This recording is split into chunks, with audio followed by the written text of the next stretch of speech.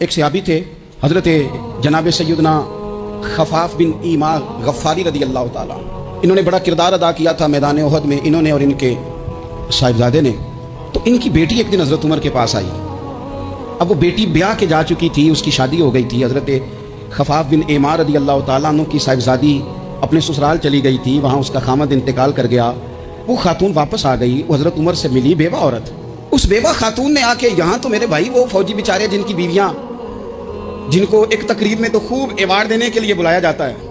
میں نے یتیمی کا وقت گزارا ہے، مجھے پتہ ہے کہ 2-4 مہینے لوگ آ کے کہتے ہیں کوئی حکم ہوا تو 10 آ جائے.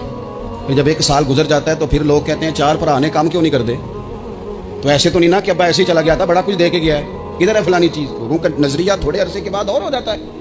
آپ نے بڑے بڑے شہداء کے گھروں میں ایوارڈ تو دیے، کیا کبھی آپ نے پلٹ کر دوبارہ غور کیا کہ ان کے بچے کہاں ہیں، ان کی بیوہ کس حال میں ہے، وہ زمانے کی تیز دھوپ اور تیز آندھی کا مقابلہ کیسے کر رہے ہیں بغیر باپ کے؟ جو انسان کو کھلے آسمان تلے وقت گزارنا پڑتا ہے وہ کتنا کو مشکل ہوتا ہے، وہ کس طرح ٹائم گزار رہے ہیں، یہ کبھی سوچا لوگوں نے؟ یہاں تو نرنگی سیاست دوران تو دیکھیے منزل انہیں ملی ہے جو شریک سفر نہ تھے، جو نکلے ہی نہیں تھے وہ منزل تک پہنچ گئے، اور جنہوں نے جوانیاں گزار دی وہ رستے میں رہ گئے. حضرت خفاف بن ایما کی صاحبزادی بیوہ ہو کے آ گئی، بچے ساتھ تھے. سر راہ جناب عمر سے ملی اور مل کے کہنے لگی حضور میں اس صحابی کی بیٹی ہوں جنہوں نے احد والے دن اپنے بیٹے کے ساتھ مل کے معاشرہ کیا تھا، بچے میرے یتیم ہو گئے ہیں، میں بیوہ ہوں. حضرت فاروق اعظم رضی اللہ تعالیٰ عنہ نے فہرست نہیں مانگی، خرچے کی ڈیٹیل نہیں مانگی، تم آنا فلانے سے ملنا، پرسوں 9 بجے آ جانا دفتر، یہ کوئی بات نہیں کی. حضرت عمر غور سے کھڑے، اس بیٹی کی بات سنی، چھم چھم سیدنا فاروق کی آنکھوں سے آنسو گرے، دوڑ کے گھر گئے، ایک اونٹ نکالا، وہاں سے مال غنیمت کا مال کے بھر کے 2 بوریاں، اور بوریوں میں کیا تھا؟ چاندی بھی تھی، نقدی پیسے بھی تھے، کچھ ضرورت کا سامان بھی تھا، غلہ بھی تھا. 2 بوریاں بھر کے اونٹ پہ رکھ کے خود لگام اس بیٹی کے ہاتھ میں تھما کے کہا پتر سامان بھی تیرا ہے، اونٹ بھی تیرا ہے، اور یہ نہ سمجھنا یہی کچھ تجھے دیا ہے، جب یہ ختم ہوگا تو رب تیرے لیے اور بندوبست فرمائے گا. کیا مانا کہ ڈیوٹیاں لگا دی گئی ہیں، ہمیں پتہ ہے یہ سامان کب تک ختم ہو جائے گا، پیسے کب تک ختم ہو جائیں گے، تیرے لیے میں نے نئے حکم بھی جاری کر دیے ہیں. ایک شخص نے کہا حضور ایک بیوہ کو آپ نے کچھ زیادہ ہی نہیں دے دیا؟ یہاں لوگ سیاسی تقسیم نہیں کرتے، تھوڑا کام والے کو دے دو، تھوڑا چوکیدار کو دے دو، تھوڑا گلی محلے میں دے دو، تھوڑا رشتہ داروں میں دے دو، سب ہمارے احسان کے نیچے رہیں گے. کہا ایک ہی خاتون کو آپ نے اتنا نہیں دے دیا. تو حضرت عمر ناراض ہو گئے، فرمانے لگے تجھے تیری مار ہوئے، میری نظروں میں آج بھی وہ جلوہ موجود ہے جب اس کا باپ اور بھائی میدان احد میں کافروں کے خلاف لڑائی کر رہے تھے، آج تک میری نظر میں موجود. بخاری شریف میں ایک عجب روایت ہے، انوکھا اس کا طرز ہے اور سمجھنے لائق ہے. حضرت ابو درداء رضی اللہ تعالیٰ عنہ فرماتے ہیں کہ کسی بات میں نا حضرت عمر فاروق رضی اللہ تعالیٰ عنہ اور سیدنا ابو بکر صدیق رضی اللہ تعالیٰ عنہ کی شکر رنجی ہو گئی، اختلاف رائے ہو گیا. لوگ کٹھے رہتے ہیں تو ہو بھی جاتا ہے. آپ فرماتے ہیں اختلاف رائے ہو گیا تو حضرت ابو بکر صدیق فرماتے ہیں کہ میں نے پہلے سخت بات کی تھی، پھر مجھے احساس ہوا تو میں نے عمر سے معافی مانگی، لیکن سیدنا عمر کے مزاج میں جلال تھا، طبیعت میں، انہوں نے معاف کرنے سے انکار کر دیا. حضرت صدیق ایک بار وہاں سے نکلے اور سیدھے نبی کریم کی بارگاہ میں حاضر ہوئے.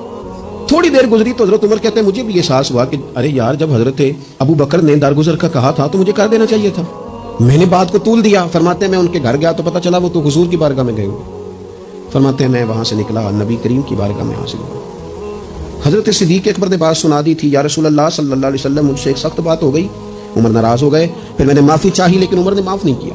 حضرت ابو درداء فرماتے ہیں جناب عمر جب حضور کی بارگاہ میں آئے تو میں نے نبی پاک کے چہرے پہ جلال دیکھا، حضرت صدیق اکبر نے بھی دیکھا، حضرت عمر نے بھی دیکھا. غضب سے ان کے خدا بچائے جلال نظر آ رہا تھا کہ حضور شدید جلال میں ناراض ہے.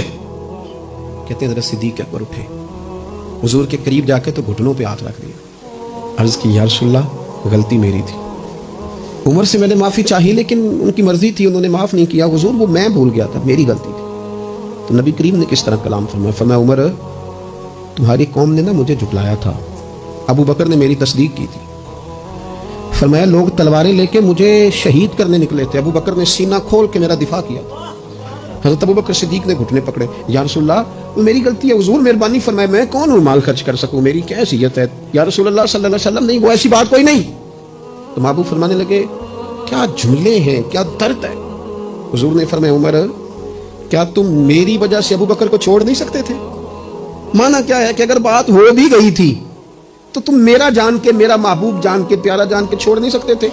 حضرت ابو دردہ کہتے ہیں وہ دن اور تا دم وصال پھر کسی بندے نے حضرت صدیق اکبر کو تکلیف نہیں دی، ایذا نہیں دی۔ نبی کریم علیہ السلام کے وہ جملے کہ میری وجہ سے کیا میرے صدیق کو چھوڑ نہیں سکتے تھے؟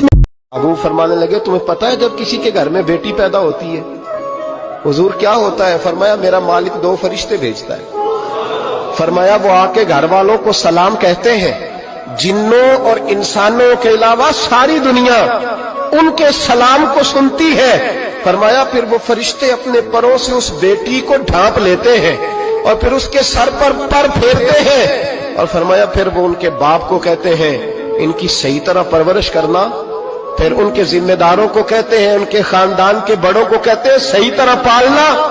اگر تم ان کی یہ لفظ سنو میرے محبوب کے، حضور فرمانے لگے رب کے فرشتے کہتے ہیں اگر تم نے صحیح پرورش کر کے بیاہ دیا تو اللہ قیامت تک تمہاری مدد کرے گا۔